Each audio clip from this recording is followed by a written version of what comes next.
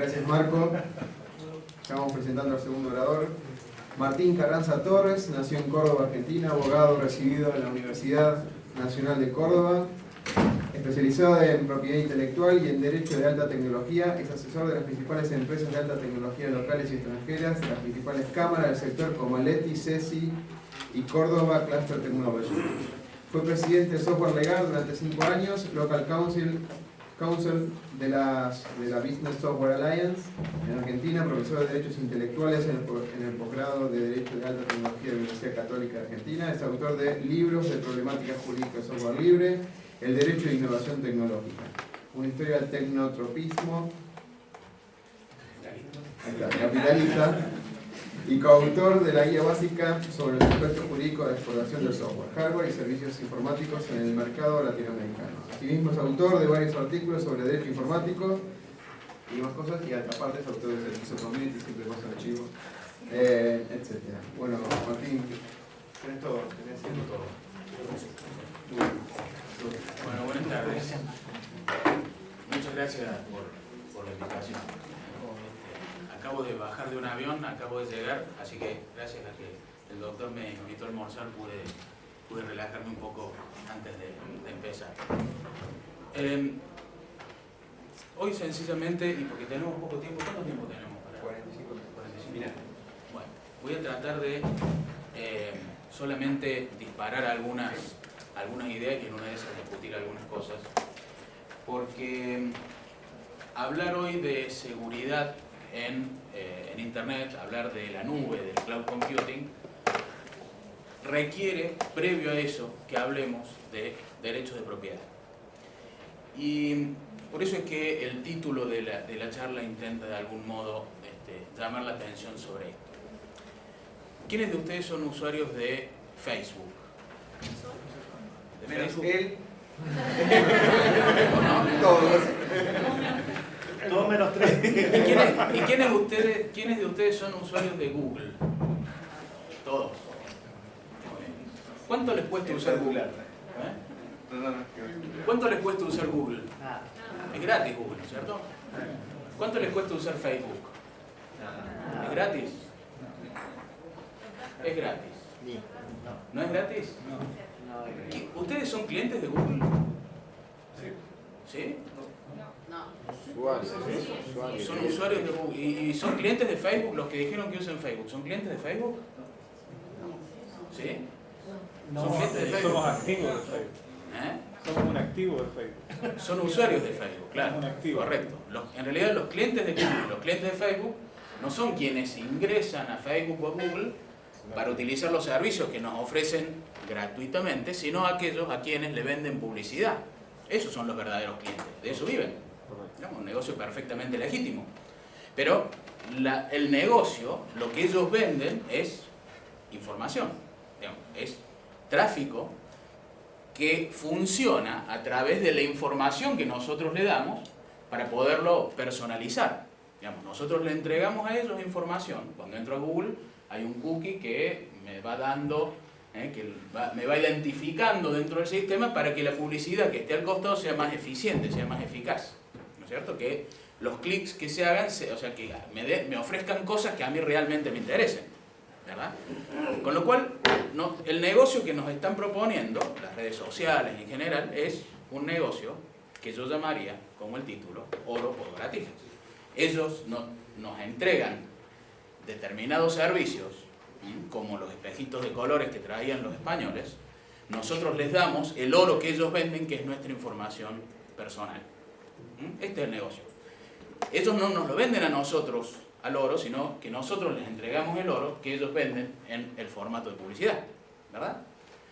Esto, casi es si quieren, una licencia literaria como para poder entender cuál es el mecanismo y para poder seguir en el análisis de que, en definitiva, en la nube, en el cloud computing, lo que ocurre es una transferencia de derechos de propiedad entre distintas partes y tenemos que empezar a entender cómo funcionan esos derechos de propiedad.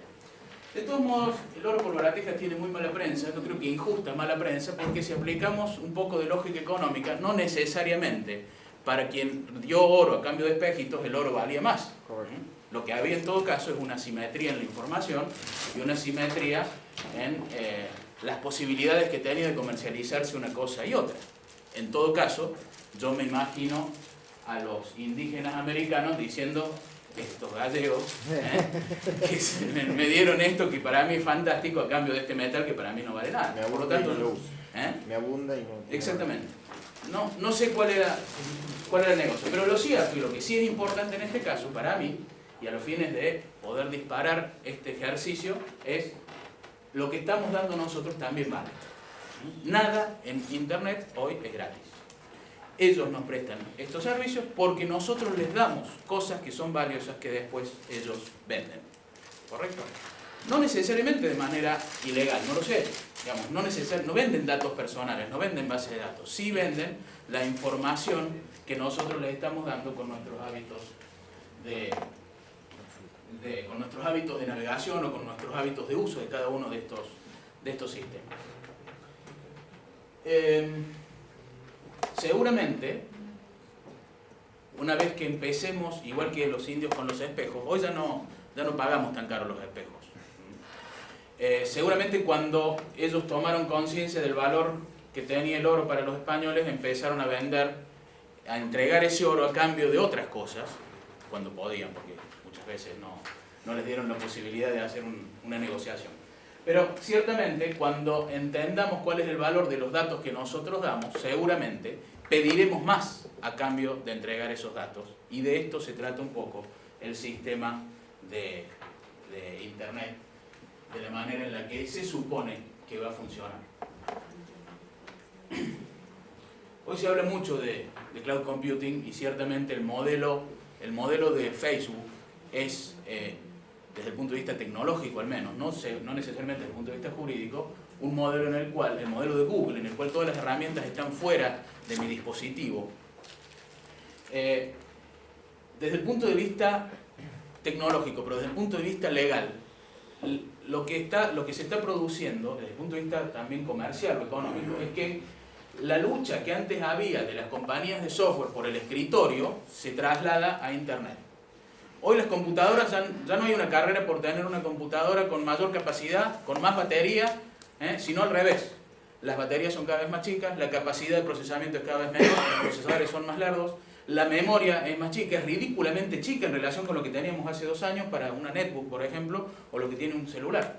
Porque todo eso se está trasladando hacia Internet. Lo que necesitamos, lo que vamos a necesitar es un dispositivo que nos permita acceder a un lugar cuyos componentes van a ser como mínimo 3. Energía, necesitamos que esté permanentemente funcionando la energía eléctrica. Conectividad, kilómetros y kilómetros de cable para lograr estar conectados las 24 horas. Y privacidad, entendida como la posibilidad de acceder de manera exclusiva sin que nadie más acceda a esa misma información que yo le estoy confiando a un tercero. Porque este es el concepto que cambia en el cloud computing. Paso de confiar en mi propio servidor, porque lo tengo cerrado con llave, a confiar en un servidor de terceros, digamos, de una memoria de terceros. Este es el concepto también desde lo jurídico que obviamente implica un cambio, no en el paradigma, pero sí en la concepción de los contratos que vamos a tener que hacer para transferir, en definitiva, derechos de propiedad, ya sea en el formato de prestación de servicios, ya sea en el formato de licencias. Porque ciertamente hay muchas doctrinas, muchas teorías que indicarían o que propiciarían una libertad total dentro del mundo de Internet, por ejemplo. Es decir, que no haya, por ejemplo, pago de licencias y que eso supuestamente sería una buena medida. Como positivo, eso sería una buena medida. Y ciertamente esta discusión ya tiene muchos años. Cuando Malthus escribió su principio, ¿alguien lo conoce, Malthus? ¿Saben qué decía Malthus? ¿Hay abogados acá, politólogos? No. ¿Sí? ¿Lo tenés, Malthus? Este señor, Abogado nada más. este señor decía que había descubierto algo que era bastante elemental. la población crecía geométricamente, mientras que los alimentos para alimentar esa población crecía apenas aritméticamente. Entonces, no íbamos a morir de hambre. La humanidad iba a tender a desaparecer. Las guerras eran necesarias para que muera mucha gente, así nos alcanzaban el alimento a los que quedáramos vivos. Las enfermedades eran muy positivas porque nos iba a permitir a los más aptos subsistir. Les iba a permitir, en todo caso, a los más aptos. Yo no estaría acá contándoselo, porque precisamente eso existía, ¿verdad? Y de hecho, la observación de Malthus no era tan descabellada en función de las situaciones que en ese momento vivía, siglo XVII. ¿Qué pasó? ¿En qué se equivocó Malthus? Digamos, hoy la gente come más de lo que necesita, digamos. Tenemos más alimentos disponibles que los necesarios. Tenemos medicina hasta para resolver problemas que no son siquiera de salud. Tenemos medicamentos. ¿Cómo se resolvió ese problema? Este otro señor, Garrett Hardin, en un artículo de una revista, explica que la manera en la que se establecieron los derechos de propiedad en el mundo fue lo que nos salvó de la catástrofe malthusiana que inexorablemente se cernía sobre la humanidad si esto no hubiera ocurrido. Porque él detectó algo que denominó la tragedia de los comunes, que era lo siguiente. Él lo ejemplifica en esta revista porque este señor era biólogo. Dice, si hay un campo de pastaje en donde todos los pastores pueden llevar sus ovejas porque es común a todos, se produce la catástrofe malthusiana, por la sencilla razón de que ningún pastor tiene incentivos para mejorar el terreno, porque las mejoras que haga van a beneficiar a todos, y solamente va a tener incentivos para llevar la mayor cantidad de ovejas posible que le coman el pasto para que los otros no la tengan. ¿Sí? Eso es lo que nos lleva, la tragedia de los comunes es la que nos llevaría a la catástrofe malthusiana. Si a ese mismo terreno lo loteamos, lo alambramos y le damos a cada uno de los pastores una porción equivalente, por ejemplo, lo que vamos a lograr es incentivos para que se mejoren las pasturas, las mejoras que imponga de tecnología o de explotación cada uno de los pastores no van a beneficiar a los otros, pero sí le van a permitir a los otros hacer lo mismo, digamos, imitar, y con eso tenemos pasturas para la cantidad de ovejas necesarias de todos los pastores. Tecnología aplicada a la naturaleza, digamos, con derecho de propiedad como incentivo, es lo que, según Garrett Hardin, resolvió, hizo que la humanidad eludiera la catástrofe malthusiana. Hoy podemos estar aquí, tenemos más comida de la que necesitamos disponible, tenemos más tecnología de la que necesitamos disponible, gracias a que se administró, de acuerdo a la tesis de Hardin, se suministraron derechos de propiedad a los bienes comunes.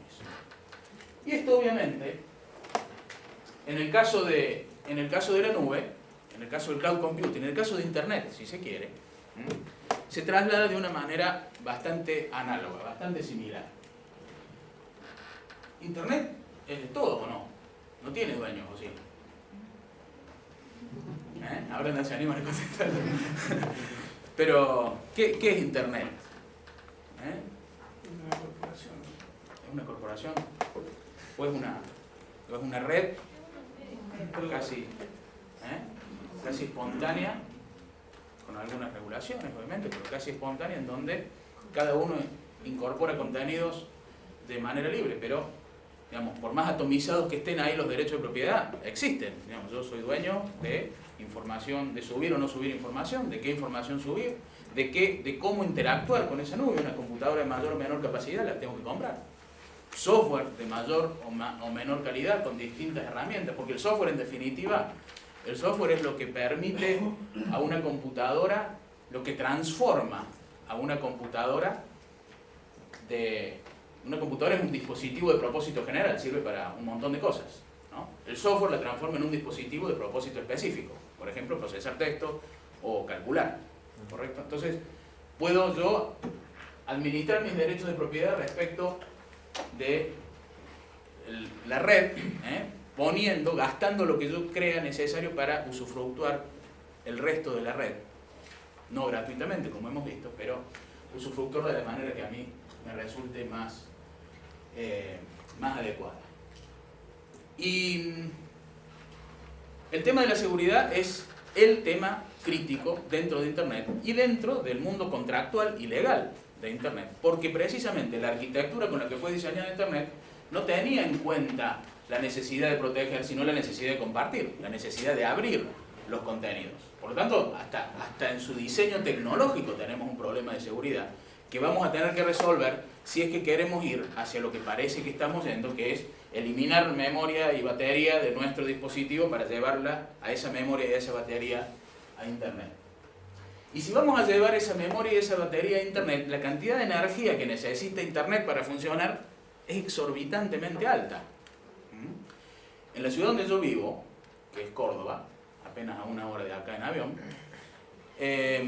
el sindicato de Luz y Fuerza, que es el que suministra energía a toda la ciudad, tiene una serie de canonjías. Por ejemplo, cargos hereditarios. Cuando muere un señor que trabaja en EPEC, algún miembro de la familia tiene derecho a acceder a ese cargo. Por ejemplo, ¿no? Lo cual evidentemente hace que la empresa no tenga un nivel de eficiencia suficiente como para, eso junto con otras canonjías, ¿no? Hace que no tenga un nivel de eficiencia suficiente como para que yo pueda confiar mi data center a la ciudad de Córdoba, por ejemplo, ¿verdad? Si yo quisiera poner un data center que tiene que funcionar 24 horas, 365 días del año, y si encima con eso gano plata, cometería un pecado tremendo que seguramente haría que el sindicato de Luz y Fuerza me baje las llaves y deje de funcionar a un modo de extorsión para él. De hecho, vi en Bogotá un data center, que digo es el vapor de la nube, que tiene como soporte, como energía soporte, un transformador que tiene el doble de capacidad que un transformador que en el verano dejó sin luz a toda la provincia de Córdoba, porque se rompió y no tenían cómo reemplazarlo. Ellos lo tienen ahí por las dudas de soporte, para mantenerlo funcionando. Es decir, la cantidad de energía que requiere es gigantesca y cada vez va a requerir más, porque hoy todas nuestras computadoras de una manera más ineficiente, digamos, necesitan mucha batería, necesitan estar enchufadas, atomizamos esa energía que ahora vamos a tener que concentrar en menos data centers que van a necesitar esa capacidad. Si eso va a ser eficiente, bueno, también me tiene que garantizar no solamente que va a funcionar el data center todo el tiempo, sino que además voy a tener acceso a Internet desde donde yo quiera, cuando yo quiera. Y por lo tanto, lo más importante que me va a tener que garantizar es la seguridad. La seguridad, mis datos personales, mi información personal adecuadamente protegida. Eso es, digamos, básicamente la infraestructura de un data center. Bueno, ustedes lo deben saber mucho mejor que yo, se vende por metro cuadrado, igual que pretendía Harding para evitar la catástrofe malthusiana. Nos cobran centímetros cuadrados de servidor que tiene todas esas medidas, que tiene la energía, que tiene la conectividad y que tiene supuestamente las medidas de seguridad adecuadas para que yo pueda con toda confianza poner la información con la que funciona, por ejemplo, Global Crossing, que presta servicios de Internet a un montón de gente. Y hasta ahora lo que tenemos son leyes de protección de datos personales en Latinoamérica, por ejemplo, que sería un mercado como para empezar a mirar, que tienen distintas características. Casi todos los países latinoamericanos tienen alguna que protegen los datos personales, algunas de ellas de personas físicas solamente, otros de personas físicas y de personas jurídicas. En realidad, regímenes institucionales con una habilidad protectiva bastante discutible. Yo les puedo decir que en el caso de Argentina, hacer una acción de habeas data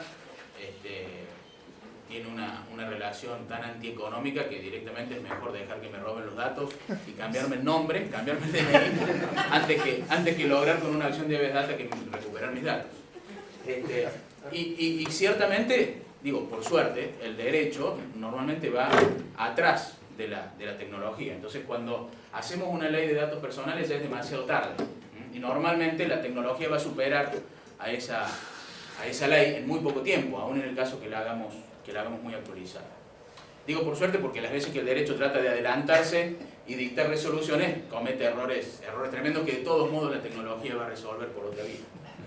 Entonces, tenemos distintas protecciones, distintas leyes que también protegen determinadas bases de datos. O sea, aplica sobre bases de datos que tengan las personas físicas o sobre bases de datos que tengan las personas jurídicas. En algunos casos sanciona, digamos, u obliga a tomar determinadas medidas a algunas personas y en otros casos a todos. Pero Internet funciona con datos personales, obviamente, que muchas veces me los pide, vamos a ver algunos ejemplos, pero básicamente toda la estructura estadística de Internet no necesita de datos personales, necesita de personas que entreguen determinada información que después, disociada de sus datos personales, de su nombre, por ejemplo, me sirva para tener información relevante. Ustedes son de bancos, básicamente, ¿no? Hay de todo. Hay de todo. Bien, vamos a poner un ejemplo más familiar para mí, un supermercado. Entonces, un supermercado puesto acá, en este barrio que es de clase alta. Viene la gente y compra determinadas cosas. Yo como supermercado tengo la información de lo que está comprando ese señor, tengo el nombre porque me da una tarjeta de crédito y voy detectando cuáles son sus hábitos de consumo. Con lo cual, yo cuando vuelva, yo no necesito saber su nombre, porque si veo un señor de 45 años que compra en este barrio, que ya le he estudiado cuáles son sus hábitos, le voy a ofrecer los productos específicos, igual que hace Google con nosotros, igual que hace Facebook con nosotros. Aunque no esté yo en esa misma computadora en este momento, ellos me van a identificar por los hábitos pretéritos de conducta o de navegación que he tenido. Por lo tanto, eso no entra dentro de la ley. No es información, datos personales, porque puedo desvincular esos datos del nombre, por ejemplo. En el caso de Facebook, obviamente hay política de privacidad. Yo supongo que todos leyeron, todos los que dijeron que eran usuarios de Facebook han leído el contrato, me imagino. ¿No? Varias veces. Varias veces. Cada vez que entra, y ellos cada vez que lo cambian le dicen léalo de nuevo porque si no se cae el servicio. Ustedes definitivamente leyeron esas modificaciones y lo compararon con el contrato anterior para ver cuál era la diferencia, ¿verdad? Bueno, hay que proporcionar la fecha de nacimiento, por ejemplo. ¿Sí? Esto implica la necesidad de darle datos personales que podría no necesitar, digamos, datos que son, de algún modo, que no pueden obtener sin autorización. Eso es fantástico porque cuando nosotros cumplimos años, nuestros amigos de Facebook, que son todos íntimos amigos, nos saludan, nos dicen feliz cumpleaños y no podríamos vivir sin ese saludo, sin ese afecto de las personas, ¿no? Nos avisa el cumpleaños de nuestras hijas. Nos avisa el cumpleaños de nuestras hijas.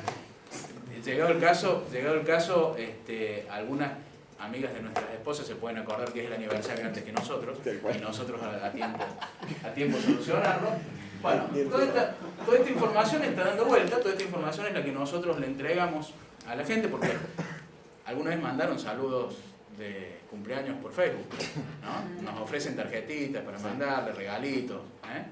Obviamente, ahí estamos en ese negocio de oro por baratijas. Le estamos dando información que podría evitar darle, sin embargo me la pide y con eso armamos todo el negocio. Entonces, antes de dar esta autorización, porque ese formulario es la autorización desde el punto de vista técnico, ese formulario, cuando hago clic, aceptar, fíjense que ahí me está diciendo política de privacidad. Si yo no cliqueo ahí, estoy aceptando esas cláusulas sin saber cuáles son. Y al aceptarlas y al llenar los datos que me está pidiendo, le estoy dando una autorización para utilizar de determinada manera toda la información que yo ponga dentro de Facebook. Lo cual es un contrato, digo, no está ni bien ni mal, sencillamente es una obligación contractual que asumimos respecto de lo que es un contrato de adhesión, que podremos discutirlo, pero que básicamente es un contrato perfectamente lícito entre personas adultas, entre otras cosas por eso se pone la edad, que firmamos y cuyas cláusulas suscribimos. Entregamos en un contrato formal las baratijas, entregamos el oro y recibimos las baratijas. ¿Una consulta? ¿Sí? ¿Desde cuándo el clic aceptar, digamos, reemplaza la firma? No reemplaza la firma, pero la actuación dentro del sistema no reemplaza la firma en cuanto, dependerá del país si la firma electrónica es válida, y eso ciertamente no lo es, ni siquiera una firma electrónica. Pero las condiciones de tiempo, modo y lugar en las que se estableció el contrato y la utilización del sistema implica la aceptación de las cláusulas por defecto, precisamente porque es un contrato por adhesión. Es decir, un contrato de adhesión es aquel contrato en donde no puedo discutir cláusula por cláusula, ¿no? Porque no lo tengo cara a cara. De la misma manera que en un contrato de un producto de software acepto la cláusula instalando el programa. Disculpa, ¿cómo sabe quién acepta? Porque uno no ingresa ni cédula de identidad ni Excelente. identificador. Excelente. Un correo electrónico en Hotmail o en Gmail es súper fácil de hacer con cualquier nombre. Uno pone Excelente. una fecha de nacimiento que no es la de uno. Así. Hay infinidad de casos en donde la persona que dice ser no lo es. Bueno, nosotros estamos llevando algunos en donde alguien se apropia la personalidad de otro y con el solo efecto de desacreditarlo empieza a tener unas conductas bastante erráticas dentro de la red, lo transforman en homosexual, por ejemplo, si no lo era, lo transforman en acosador de mujeres si no lo era, etcétera, etcétera, y va teniendo comentarios que todo el resto de la comunidad cree que es él y en realidad no lo es. Efectivamente, ese es un problema. Y por eso es que la cesión de esa información la adquiere Facebook, en este caso, con un determinado contrato. Y que tiene mecanismos para solucionar eventualidades como esa, pero que lamentablemente no funcionan como ellos dicen que deberían funcionar, ¿no? Cuando alguien se siente afectado, lo dice el contrato, que cuando alguien se siente afectado porque tiene un nombre, salvo el caso de homonimia, están usando su cuenta, o hay un mecanismo que normalmente Facebook no cumple. Incluso un argentino que estuvo en Chile durante el terremoto en una zona complicada tenía a Facebook como la única manera de comunicarse con su familia y le dieron de baja la cuenta sin avisarle y la familia estuvo durante 3 días buscándolo sin poderlo encontrar, por ejemplo. El perjuicio en ese caso era grande, pero como se supone que es gratis, nadie reclama, cuando en realidad lo que estamos viendo es que tan gratis no es. Entonces, como todos ustedes leyeron la cláusula, esta la pasamos rápidamente. Podemos revisar. Normalmente, o sea, ya saben todos cuáles son los derechos que están transfiriendo, qué van a hacer con su información, qué pueden... O sea, un ejemplo de consentimiento sería que nos pidiese que suministrásemos tu dirección de envío a un anunciante para recibir una muestra gratuita. Ninguno de ustedes ha hecho esto, ¿sí? Ninguno de ustedes pidió que le manden muestras gratuitas. Y no. En realidad todos ustedes han pedido que les manden muestras gratuitas porque firmaron el contrato que dice, entre otras cosas, que implica una autorización para hacer todo lo que el contrato dice. Permitimos a los anunciantes elegir las características de los usuarios que verán sus anuncios y podemos utilizar cualquiera de los atributos que hayamos recabado que no se identifiquen personalmente. Separo los datos, entonces quiero una persona de 40 años de edad, que viva en tal lugar, que tenga tales hábitos de navegación, etcétera, etcétera, y ahí pongo la publicidad. Por ejemplo, podríamos utilizar tu interés por el fútbol para mostrarte anuncios de equipamiento de fútbol, pero no le decimos a la empresa que vende equipamiento quién eres. No le dicen, por supuesto que no le dicen. Y si le dicen, nosotros no nos vamos a enterar nunca. Pero de todos modos le dimos autorización para que lo digan. Por lo menos le dimos autorización para que ellos sepan que a mí me interesa el fútbol, en el ejemplo que están dando. Cuando hagas clic en un anuncio e interactúes de otro modo con este, existe la posibilidad de que el anunciante pueda colocar una cookie en tu navegador y tomar nota de que cumple los criterios que selecciona. Fantástico.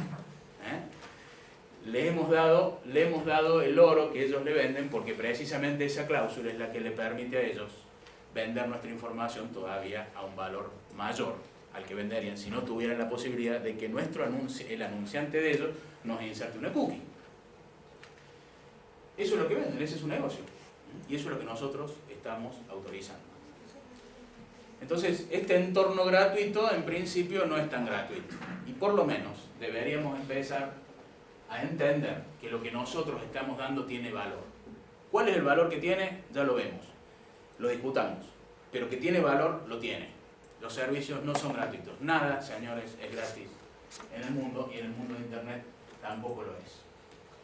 Porque, entre otras cosas, el efecto de red permite multiplicar el valor de nuestra información al que aproveche el efecto de red en una progresión geométrica por cada uno de los que se incorpora al sistema. Es legal, es perfectamente legítimo, funciona. Así funciona el teléfono, por ejemplo. El valor de la red telefónica adquiere un valor mayor cada vez que una persona nueva se incorpora al sistema porque tengo más personas con las cuales hablar y esa persona a su vez tiene muchas otras más personas con las cuales hablar. Entonces, en la teoría económica del valor, no me voy a meter en un tema de economía, pero como elemento básico, como los negocios no son de suma cero, sino que un negocio es aquel, dentro de la teoría del valor, dentro de la escuela austríaca de economía, un negocio es aquella situación en la cual ambas partes se enriquecen, no una sola, porque no es de suma cero. Es el negocio de oro por baratijas, en donde se enriqueció tanto el indio que ahora tiene espejos, como el español que ahora tiene oro y el espejo le costaba más barato. Ambas partes se enriquecen. Lo que está ocurriendo es que tal vez al no darle nosotros valor, creemos estarnos enriqueciendo de manera proporcional respecto de aquellos a quienes le damos la información, por el solo hecho de que nos presten el servicio gratuito. Yo, la verdad, esperaría a que esto evolucione y seguramente Facebook me va a tener que pagar un canon a mí si quiere que me quede. Cuando eso ocurra veremos cómo los otros intentan resolver tal vez. Pero eso solamente para los casos en donde yo quiera una interacción pública general. No puedo utilizar ese formato en los negocios, posiblemente. Ya les voy a mostrar un ejemplo bastante lacerante para mí. Hay 400 millones de usuarios activos en Facebook, de los cuales la mitad están permanentemente posteando y poniendo información. El efecto de red que genera eso y el valor de nuestra información, el valor del oro que nosotros entregamos, se incrementa sensiblemente cuando este es el efecto de red que se está produciendo. Es decir, para una red grande, la información nuestra es todavía más valiosa cuanto más grande la red sea. Por lo tanto, esa es la materia prima con la que funciona. Insisto, yo no digo que esté mal, me parece legítimo, un negocio fantástico. Lo que pasa es que de este lado nosotros tenemos que empezar a entender qué es lo que les estamos dando para poder, en todo caso, por lo menos leer el contrato y decir, ¿vale lo que estoy haciendo a cambio de lo que ellos pueden hacer con lo mío? ¿Tiene sentido utilizar este sistema para eso? Aparentemente sí, porque cada vez hay más gente. Pero, ¿por qué no lo utilizaría? Yo no utilizaría ese sistema en el mundo de los negocios. Acá hay un ejemplo en donde estamos involucrados. Esto es de ayer. Infobae Profesional es un medio bastante prestigioso que publica un artículo de una abogada, una socia del estudio nuestro, ¿no es cierto? En la misma página donde está el artículo nuestro aparece un competidor que compite en el mismo segmento. Es decir, que nosotros hemos puesto información, nos creemos muy vivos, porque aparece un artículo con contenidos que nosotros le ilustramos a la gente, pero los que lo van a capitalizar son otros, no nosotros. Precisamente porque esa plataforma es gratuita. Yo no quiero que estén participando, digamos, que cuando los empleados de una empresa carguen en la nube cosas, por el hecho de que sea gratis el espacio que me den, estén viendo la publicidad de mi competencia. Y mucho menos quiero que mi competencia esté viendo lo que están haciendo mis empleados. Por lo tanto, lo que voy a necesitar es que toda esa información tenga unos niveles de seguridad de los que hoy, ciertamente, la red está, en general, careciendo. También está careciendo, si esto yo lo tuviera en mi propio servidor, no estaría mucho más seguro, digamos, tendría que tomar unas medidas de seguridad bastante particulares para evitar, por el solo hecho de que tenga conexión a internet, que alguien ingrese y me espíe la información que estoy teniendo. Pero, entonces, el loteo de la nube, en las condiciones que lo estamos planteando, requiere de recaudos todavía mayores, va a requerir de recaudos todavía mayores, y a esa solución la vamos a encontrar, como siempre, contractualmente. Es decir, vamos a tener que revisar cuáles son los contratos de quien me provee la infraestructura, porque a los empleados de cualquier compañía les voy a dar una netbook, que por sí misma no va a tener capacidad, prácticamente no va a tener ninguna capacidad de procesamiento ni nada. Porque van a interactuar en un pedazo de memoria que va a estar en un data center como el que vimos hace un ratito, ¿no? Entonces toda nuestra información va a estar, la compañía va a pagar metros cuadrados de servidor ahí, todos mis empleados van a llegar ahí, no van a ir físicamente ahí, sino que van a llegar por internet y van a estar ahí. Si este señor no me garantizó la privacidad necesaria, no me garantizó que va a funcionar todo el tiempo, porque todo mi sistema va a estar alojado ahí, si no me va a garantizar que no se le va a caer el sistema, si no me va a garantizar que la compañía eléctrica de la ciudad donde está radicada no boicotea el data center y entonces deja de funcionar durante 4 horas en las que pierdo la producción de toda la compañía, si esas condiciones se dan, el modelo de cloud computing funcionará correctamente y tendremos dispositivos mucho más eficientes. Sí. Quiero, no sé si me puedo equivocar o no en el tema, pero en realidad la nube va un poquito más allá que un dataset. Cuando ¿Cómo? yo hablo de nube, porque una cosa es tener los datos en la red, ¿verdad? Un poquito del tema de Facebook. Pero tener los datos en la nube es otro concepto. Es que yo no sé dónde están los datos. Tengo miles de data centers, cientos a lo mejor, y repartí el dato, lo subí a la nube y eso se repartió. No sé dónde está el dato. Parte en A, B y C. Cuando lo pones en Facebook tampoco sabes mucho dónde está el dato. Sí, pero no es que el caso que estás diciendo tú de un data center es mucho más allá que un data center. Por Ya supuesto, no sé dónde está. el loteo, para mí, implica precisamente que alguien me va a prestar un servicio, alguien que va a contratar ese data center para garantizarse todas esas condiciones, me va a prestar un servicio que, por ejemplo, va a decir, ¿qué necesita usted? Hojas de cálculo, software de procesamiento de texto y para hacer presentaciones, ¿verdad? Listo. Entonces, me va a vender un Office, pero que en vez de dármelo para instalarlo en mi computadora, me va a prestar el servicio de que yo acceda a esa información con una determinada cantidad de dispositivos móviles, por ejemplo. ¿Sí? Que van a tener su pago, que van a tener su medida de seguridad. Ese proveedor, ese es el que loteó la nube. Yo no le voy a preguntar dónde está, sí le voy a exigir que la información sea segura, que nadie más que yo la pueda acceder y me va a tener que demostrar en el contrato que eso efectivamente es de esa manera. La infraestructura que me va a tener que proveer es esa. Si el sistema deja de funcionar, yo me voy a ir a su competidor. Si el sistema pierde conectividad, me voy a ir a su competidor. Y si el sistema no es seguro, también me voy a ir a su competidor, que me lo va a ofrecer mucho mejor. Y justamente el tema de perder servicio, la nube te provee eso. Es un tema tan disgregado que ya no voy a perder el servicio, porque va a estar contingenciado, por decirlo en términos más Absolutamente. en muchas partes. Absolutamente. Una vez que subí el dato, le perdí el rastro. Cada uno de los data centers contrata pedazos de data center de sus competidores, por empezar.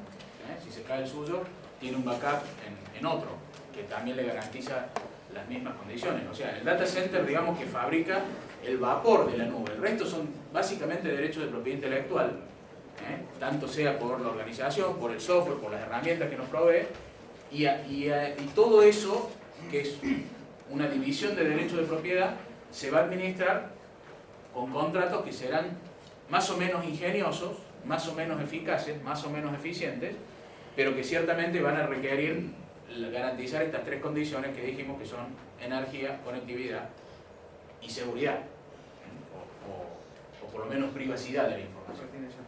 Martín, siguiendo la analogía que hacías y la presentación donde salían los esquemas legales de distintos países, probablemente la problemática de nosotros va a ser, vamos a tener este data center que está formando la nube en Alemania o en África, una parte donde nosotros no podemos alcanzar legalmente. Es decir, acá el oro por baratija, el indígena por lo menos le podía cortar la cabeza al español cuando se sentía afectado. Si nosotros queremos, si nos sentimos afectados y estamos, por ejemplo, teniendo nuestros datos en África y allá los sacan y los mueven para cualquier parte, Bueno, ¿cómo podemos perseguir? lo que pretenden solucionar las leyes de datos personales es precisamente eso. Pero en todos los casos, por ejemplo, las leyes de defensa del consumidor te traen jurisdicción a cada uno de los países locales cuando se trata de prestación de servicios de este tipo. Entonces, y eventualmente a la jurisdicción de los tribunales, digamos. Es decir, que yo puedo demandar a Facebook en Chile si el damnificado, si el usuario, si el cliente de Facebook está en Chile, o en un servicio de cloud computing a quien me preste el servicio, por más que esté radicado en otro país o que los servidores estén en otro país, me va a tener que responder dentro de la legislación chilena, si no, no va a poder funcionar. Es decir, que ese tema, digamos, que está bastante bien resuelto. No significa que no me hayan hecho el daño ya, una vez que se produjo el daño ya se produjo, ¿no? Pero por eso es que va a ser fundamental que entendamos qué es lo que estamos poniendo, qué es lo que vamos a subir. Se supone que hasta que eso ocurra elegiremos información que guardaremos localmente y otra información, y solo otro tipo de información la subiremos, pero básicamente es un tema de confianza en quien me está proveyendo el servicio para poder funcionar.